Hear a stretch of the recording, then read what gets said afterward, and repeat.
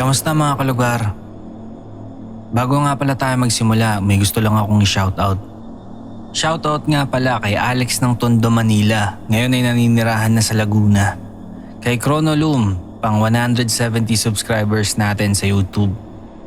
Kay Aliza or Aliza ng TikTok, sorry madam doon sa pronunciation. Unang-unang follower namin yan doon na nagtatanong kung may Spotify kami. Magkakaroon din kami, lalo na kapag nagkaroon na ng tamang allotment para doon. Next na shoutout naman ay si Telma Abalos, pang 285th subscriber natin. Sa mga nagko-comment din pala, shoutout sa inyo. Kay Icaro Serrano, Strawberry Asay. Hindi ko na mababanggit yung iba pero yun, maraming salamat sa inyo. Maraming salamat sa pagsuporta. Tuloy na tayo sa kwento.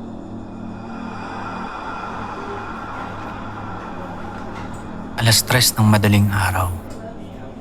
May mga oras na hindi mo may paliwanag kung bakit biglang nag-iiba ang pakiramdam ng isang lugar. Kahit wala namang nangyayari. At dito, nagsimula ang lahat. Ako si Rafi. Bagong barista sa isang maliit na cafe na bukas 24/7. Hindi siya matao, pero steady ang trabaho. 24/7 kami dahil malapit kami sa isang BPO company dito sa Makati. Pero may kasama naman ako sa shift kaya okay lang. Si Ron. Unang gabi ko, pre, sabi niya habang inaayos yung mga baso. Pag may dumating mamaya, babae, mahaba yung buhok, nakaitim, huwag mong pansinin. Napangiti ako. Customer tapos di papansinin? Hindi siya. Paano ko mapapaliwanag?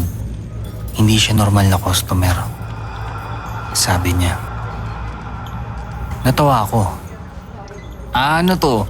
Bagong prank ba to? Malapit na ba yung undas? Umiling siya. Basta, sundin mo lang. Sabi niya. Kung prank lang to, bakit parang ayaw niyang ipaliwanag? Ikalawang gabi, mas okay na ako sa trabaho. Nakaka-adjust na. Si Ron, maayos naman, marunong, pero hindi siya madaldal. Kaya minsan, nababagot ako sa shift namin. Pero may napapansin ako. Hindi siya mahilig humawak ng orders. Mas gusto niya, nakatingin lang. Dun sa may pinto. Kung pareho kaming barista, bakit parang ako lang ang inaasahang kumilos? Ikatlong gabi, bandang 2:40 AM. Rafi, ikaw muna. Sabi niya. Training? Tanong ko. Tumango siya. Masanay ka mag-isa. Napaisip ako. Ikaw? Tanong ko ulit. Dito lang ako. Sagot niya. Bakit ganun? Di talaga masyado kumikilos tong si Ron. Minsan nakakapikon na eh. May mga sandali, bigla siyang tatahimik. Hindi gagalaw. Parang naghihintay. Hindi sa order eh. Kung hindi, sa oras. Ika-4 na gabi. Mas tahimik na ang cafe. Mas malamig. Kahit hindi nakabukas yung aircon ng malakas. 2:50 AM. Lumapit si Ron. Malapit na. Ha? Anong malapit na, Ron? Alas 3. Anong meron sa alas 3? Tanong ko. Tumingin siya sa pinto. Tsaka mo na malalaman. Kung alam niyang may mangyayari, bakit hindi niya masabi ng diretsyo? 2:59 AM. Nag-flicker yung ilaw. Sandali lang. Pero bumalik din agad. Alas 3. Tumunog ang pinto. Napalingon ako. Walang pumasok. Hangin lang siguro, sabi ko. Hindi sumagot si Ron. Kung walang pumasok, bakit parang may nagbago sa loob? Paglingon ko ulit kay Ron, nakatitig lang siya sa pinto. Hindi na siya kumikibo. 3:07 a.m. May napansin ako sa labas. Isang tao, nakatayo, hindi gumagalaw. Babae, tapos mahaba yung buhok. Nakaitim. Hindi siya agad pumasok. Parang may hinihintay siyang may mangyari sa loob. Kung order lang siya, bakit hindi siya agad pumasok? Dahan-dahan siyang lumapit. Binuksan ng pinto. Pumasok. Diretso sa counter. Order po. Sabi ko. Tumingin siya, pero hindi diretso sa mata ko. Parang dumaan lang. Parang tagos sa katawan ko. Bigla akong naalala. Huwag pansinin. Natahimik ako. Kung hindi ko siya papansinin, titigil ba siya o may ibang mangyayari? Hindi mo ko papansinin. Normal yung boses niya. Pero may kakaiba sa tono. Hindi ako sumagot. Sigurado ka?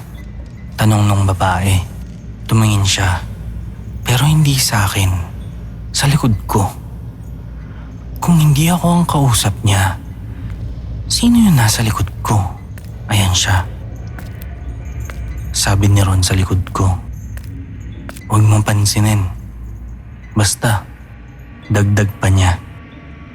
Mahina, pero kalmado. Hindi ako lumingon. Tumahimik ng ilang segundo. Tapos tumalikod yung babae. Lumabas. Paglingon ko, parang normal na ulit yung pakiramdam ko sa cafe. Pero si Ron, hindi na nagsalita buong shift. Kung normal lang ang nangyari, bakit parang may iniiwasan kami? Kinabukasan, tinry ko maging casual. Sir, sabi ko sa manager, bukas sabay pa rin po ba kami ni Ron? Napatingin siya sa akin. Sinong Ron? Natawa ko. Yung ka-duty ko po kagabi. Tumahimik lang siya. Tumingin sa ibang staff. Umiling sila. Rafi, ikaw lang ang night shift. Kung ako lang mag-isa, sino ang kausap ko ng 4 na gabi? Pinanood namin yung CCTV kasi hindi ako naniniwala. Lahat ng gabi, ako lang. May mga part pa nga na nagsasalita ako, sumasagot, tumatango. Pero walang kausap. Kung wala talagang Ron, bakit parang may sinasagot ako? O parang may kinakausap ko? Hindi ako pumasok kinagabihan. Pero ilang araw lang, bumalik ako.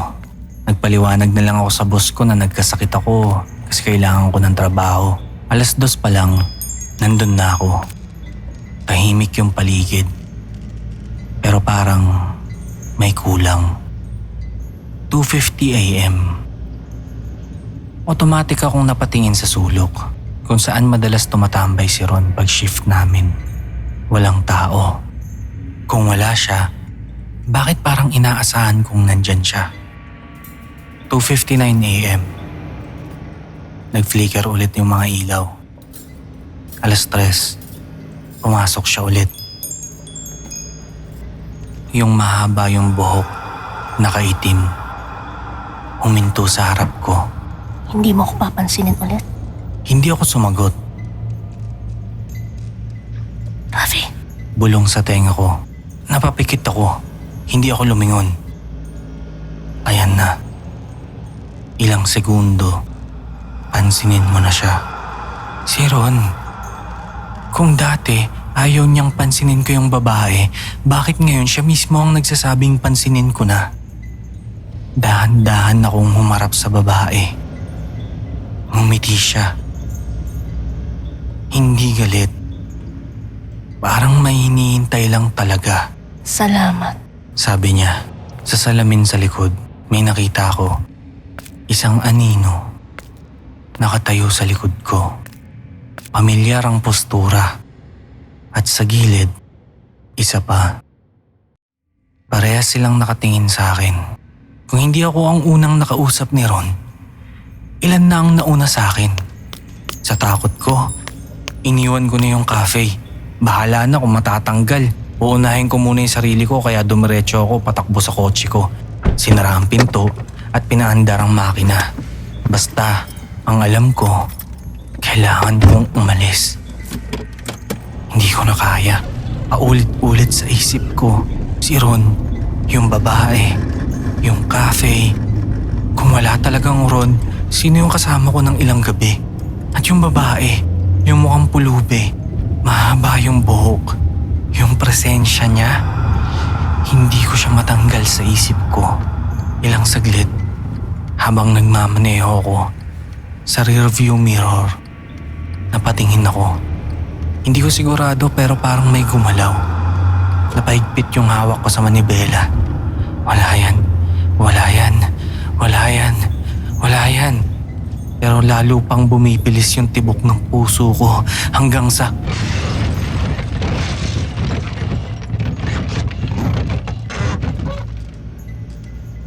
Ako si Tony. Hindi ako naniniwala sa multo dati. Kahit ilang beses pa akong makinig sa channel mo. Iniisip ko lang, kwento lang yan. Pero kagabi, may dumating. At pakiramdam ko, babalikan niya ako mamaya. Namatay si Rafi nung isang linggo. Biglaan. Aksidente sa ilalim ng tulay. Wala akong nagawa. Hindi ko man lang siya nasundo. Umuwi ako ng gabi na. Tulala. Pagpasok ko ng kwarto, humiga na lang ako hanggang sa makatulog. Eksaktong 2:13 a.m. Nagising ako sa tunog ng text. Akala ko spam lang, pero nung binuksan ko, unang message pa lang, parang may mali na.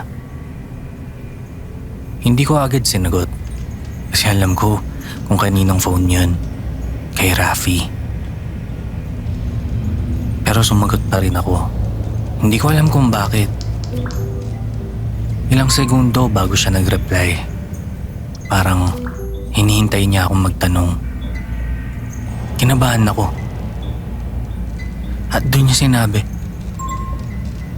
Biglang bumilis yung tibok ng puso ko. Sumagot siya agad. Sir Jed, dito na ako nanlamig. Kasi ilang oras pa lang ang nakakalipas. Nilibing na si Rafi. Tinype ko agad.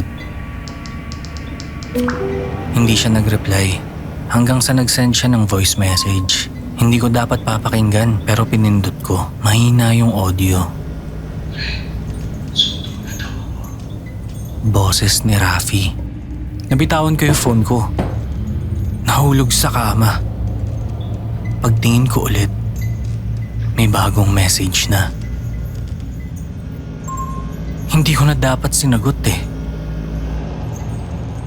Pero Sir Jed, may kumatok. 3 beses. 2:00 na ng madaling araw. Sino naman bibisita ng gantong oras? Nanigas ako. Hindi ako gumalaw. Nag-message ulit siya. Doon na ako kinabahan ng sobra. Ang hindi ko lang maintindihan, paano niya nalaman kung nasaan ako? Dahan-dahan akong tumayo. Lumapit sa pinto. Hindi ko pa muna binuksan. Sumilip muna ako dun sa butas para makita kung sino.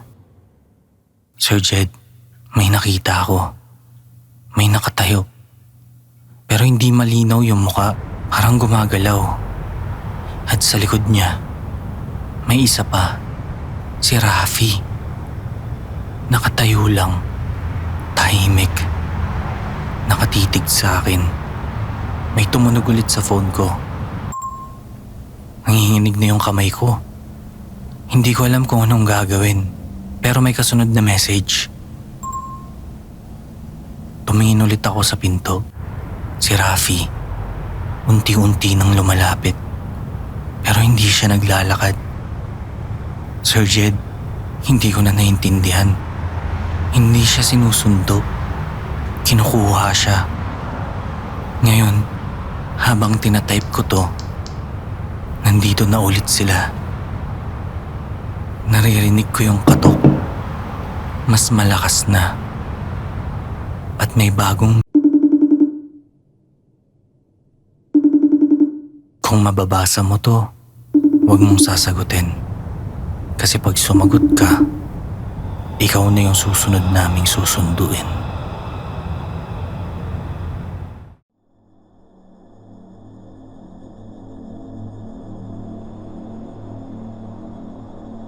May isang tanong na hanggang ngayon wala pa rin makapagbibigay ng tamang sagot. Paano kung isang umaga, ikaw lang ang nakakaalala sa isang taong dati namang kilala ng lahat? Hindi siya nawala, hindi siya lumipat, hindi rin siya namatay. Ang mas nakakapagtaka, parang hindi siya kailanman umiral. At nagsimula ang lahat sa eksaktong 3:00 ng madaling araw. Noong una, inakala ni Marco na nagkakamali lang siya. 3 gabi na siyang eksaktong 3:00 nagigising. Hindi 2:59, hindi 3:02, eksaktong 3:00. Parang may alarm ang katawan niya. Ang mas kakaiba, wala siyang maalalang panaginip. Nagigising lang siya na parang may nakatingin sa kanya bago pa siya dumilat. Tahimik ang apartment nun. Naririnig niya ang electric fan at ang mahinang patak ng tubig sa kusina. Isang tunog na dati naman niyang hindi pinapansin. Pero ngayong 3:00, parang bawat patak may ibig sabihin. Hanggang sa ika-4 na gabi, napansin niya ang isang bagay na hindi dapat posible. May picture frame sa sala. Picture nilang magkakaibigan noong college. 5 sila doon. Pero ngayon, 4 na lang. Hindi napunit ang litrato, hindi rin natapakan. Parang wala talagang ika-5 tao. Nagtaka si Marco. Sigurado siyang 5 sila nun. May isa pa silang babae, madalas hindi nagsasalita, mahilig lang magdala ng lumang kamera. Pero, ano nga ulit pangalan niya? Hindi niya maalala. Binuksan niya ang Facebook, hinanap niya yung graduation album, lahat ng larawan, pare-pareho. 4 lang sila. Parang hindi kailanman nagkaroon ng ika-5 kasama. Unti-unti siyang kinabahan. Kinabukasan, pinuntahan niya ang matalik niyang kaibigan na si Paulo. Pre, naalala mo ba may isa pa tayong kasama dati? Napatingin si Paulo. Sino? Yung babae, yung tahimik lang madalas, laging may dalang kamera. Natigilan si Paulo. Ilang segundo siyang walang sinabi. Pagkatapos, natawa. Pre, 4 lang talaga tayo. Hindi na nagsalita si Marco. Pero habang palabas siya ng bahay, may napansin siya. Sa syurak, may isang pares ng lumang sapatos. Maliit, pambabae. Kanino yan? Tanong niya. Sumagot si Paulo. Hindi ko alam. Tumahimik silang dalawa. Pareho silang nakatingin sa sapatos. Parang pareho nilang alam na hindi dapat yun nandun. Pero parehas nilang hindi maalala kung kanino yun. Kinagabihan, 3:00 na naman, nagising si Marco. Ngayon, hindi na siya bumangon agad. May kakaiba. May narinig siyang mula sa sala. Isa lang. Pagkatapos, matagal na katahimikan. Dahan-dahan siyang lumabas ng kwarto. Madilim, walang tao. Pero, nakabukas ang lumang cabinet. Samantalang sigurado naman siya na isinara niya yun bago matulog. Sa loob, may isang lumang film camera. Hindi kanya. Hindi rin niya alam kung saan galing. May nakakabit pang film dito. Parang bagong kuha. Sa likod ng camera, may masking tape. May nakasulat, 3 salita. Huwag mong ipa-develop. Kinabukasan, imbis na itapon, dinala niya ang camera sa isang lumang Photoshop. Matandang lalaki ang tumanggap. Tahimik lang itong tumingin sa camera. Pagkahawak niya pa lang sa camera, bigla siyang namutla. Tinignan niya si Marco. Sigurado ka bang gusto mong makita ang laman nito? Tumango si Marco. Huminga ng malalim ang matanda. Pagkatapos, mahina niyang sinabi, "Ikaw na ang pang-4 ngayong taon." Napakunot yung noo ni Marco. Ano pong ibig mong sabihin? Hindi sumagot yung matanda. Sa halip, itinuro niya ang isang lumang orasan sa dingding. 3 a.m. ang nakapirming oras dito. Kahit tanghali, kahit umaandaran lahat ng ibang orasan sa tindahan. Pagkatapos, mahina niyang sinabi, "Kapag nakita mo na ang mga litrato, sisimulan ka na rin nilang kalimutan."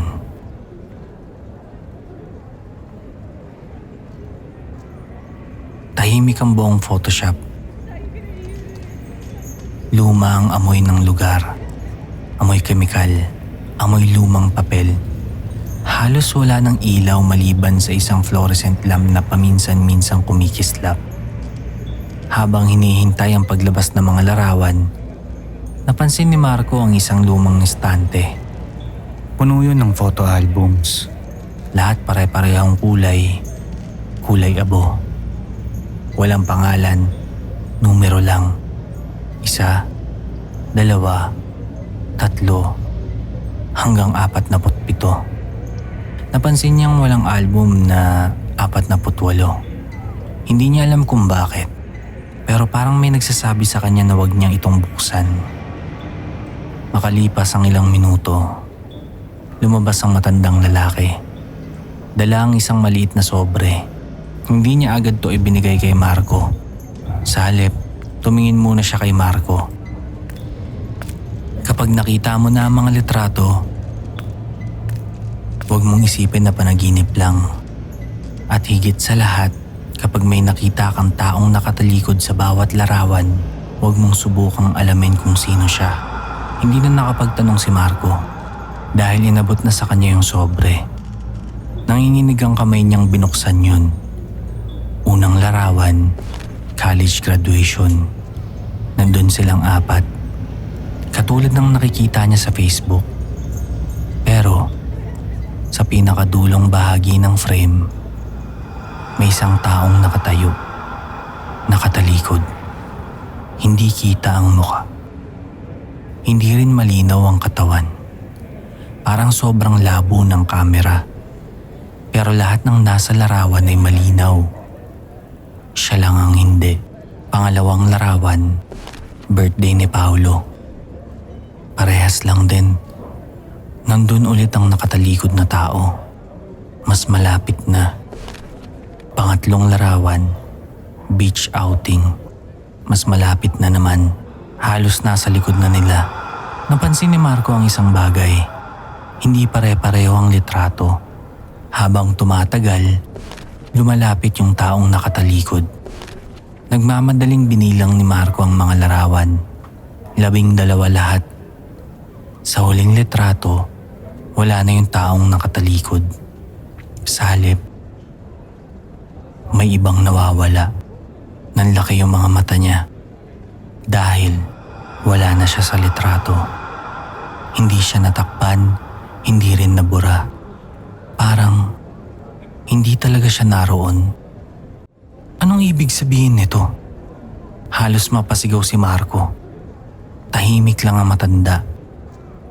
Pagkatapos ay dahan-dahan itong inilabas ang isang lumang newspaper clipping na may headline, 3 katao nawawala ng walang bakas. Hindi iyon ang nakapagpakaba kay Marco.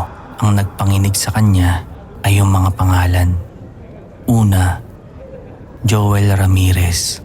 Pangalawa, Emily Santos. Pangatlo, Ramon Villanueva. Wala siyang kilala sa mga yun. Hindi mo sila kilala, sabi ng matanda. At wala na ding ibang nakakilala sa kanila. Nabura na sila. Napailing si Marco. Kung nabura na sila, paano mo nalaman ang pangalan nila? Tahimik lang yung matanda. Napabuntong hininga siya. Kasi ako ang kumuha ng huling litrato nila. Ikunento ng matanda ang nangyari. 20 taon na siyang photographer. Noong una, akala niya coincidence lang. May mga customer na nagpapadevelop ng film. Pagkatapos ng ilang araw, bigla na lang may isang taong nawawala sa bawat litrato. At kasabay nun, unti-unti ring nakakalimutan ng lahat ang taong yun. Pamilya, kaibigan, katrabaho, lahat maliban sa taong nakakita ng huling larawan. Kaya ikaw lang ang nakakaalala. Hindi naniwala si Marco hanggang sa tumunog ang cellphone niya.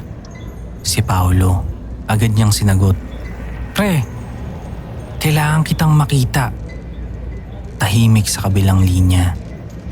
Pagkatapos, mahina ang boses ni Paolo. Pasensya na. Sino ka nga ulit? Nabitawan ni Marco yung telepono. Tumakbo siya pa uwi. Pagdating niya sa apartment, nakasalubong niya yung landlady.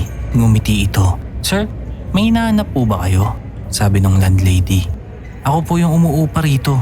Sagot ni Marco. Nagtaka ang babae. Sir, wala pong umuupa sa unit na yan. Nanigas siya. Tumakbo siya sa loob. Naroon pa rin lahat ng gamit niya. Laptop, damit, sapatos, toothbrush. Pero lahat ng picture frames, wala na siya. Lahat ng IDs, blanco ang picture. Lahat ng dokumento, walang pangalan. Parang may dahan-dahang nag-e-edit ng buong buhay niya. Habang hinihingal siya, may narinig siyang mahinang tunog mula sa sala. Tunog ng kamera. Wala naman tao. Paglingon niya, nandun yung mga lumang film camera, nakapatong sa mesa. Hindi niya ito dinala pa uwi.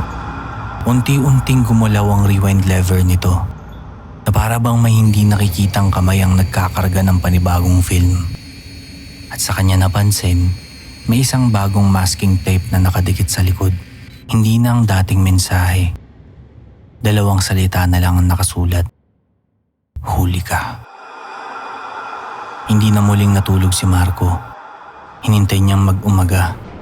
Pagputok ng 6:00, binalikan niya ang lumang Photoshop. Pero pagdating niya, wala na ito. Hindi sarado, hindi lumipat. Ang buong pwesto, isa ng bakery. Bago ang pintura, bago ang karatula. Parang ilang taon ng bakery ang lugar. Napahinto siya. Lolo, yung Photoshop po rito? Nagtaka yung tindera. Sir, simula bata pa po ako, bakery na po ito. Parang bumagsak ang sikmura niya. Habang paalis siya, may matandang pulube sa kabilang kalsada ang biglang nagsalita. Anak, hinahanap mo ba yung photographer? Nanigas si Marco. Lumapit siya. Paano mo po nalaman? Ngumiti yung matanda. Isang ngiting parang matagal nang naghihintay. Dahil ako ang nauna sa kanya.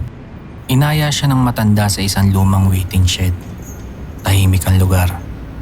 Maging ang mga dumadaan na sasakyan ay tila bihira. Ipinakilala niya ang sarili niya. Ako si Ernesto.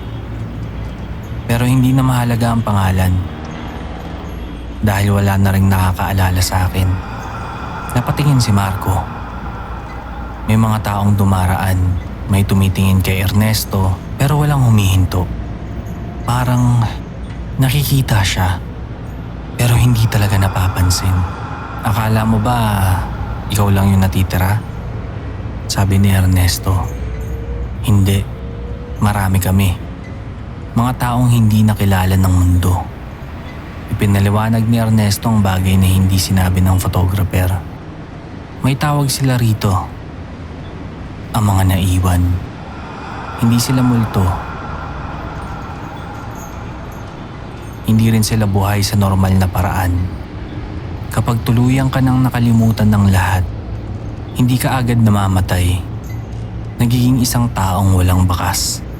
Pwede kang magsalita, pwede kang humawak ng gamit, pwede kang maglakad sa gitna ng maraming tao. Pero, walang may tunay na makakapansin sa'yo. Parang, lagi ka lang nasa gilid ng paningin nila. Kapag tinignan ka, agad ka nilang makakalimutan. Pero bakit? Tanong ni Marco. Bakit nangyayari to? Hindi agad sumagot si Ernesto. Sa halip, may inilabas siyang lumang litrato, itim at puti. Mahigit 50 katao, mga litrato ng iba't ibang taon, iba't ibang panahon. Pero pare-pareho silang may isang tao sa likod, nakatalikod.